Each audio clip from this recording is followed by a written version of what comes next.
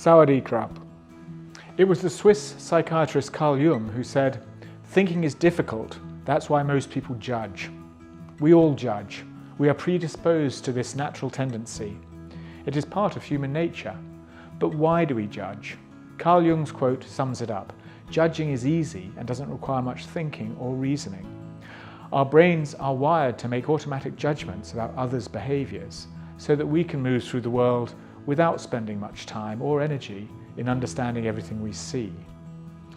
Understanding is harder as it requires deep thinking, patience, compassion, and an open mind.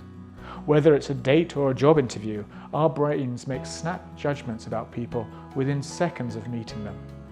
Apparently, research has proven that most job interview decisions are made within the first 30 seconds of the process. Judging is simply our attempt to create a hierarchy of better than and less than, superior to and inferior to, and to define worth and value to everyone and everything that we meet. We have the innate urge to be right, to be better, to be superior, always.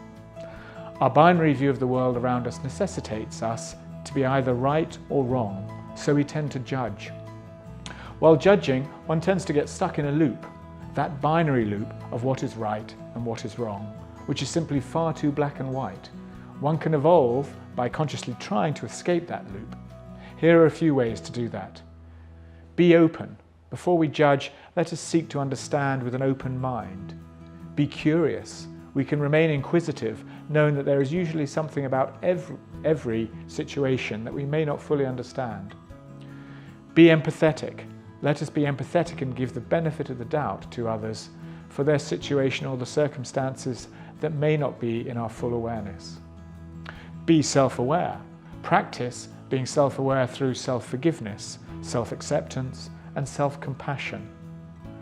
The more we understand ourselves, the more we can understand others. Knowing our tendencies will help us assess fairly, patiently, and compassionately.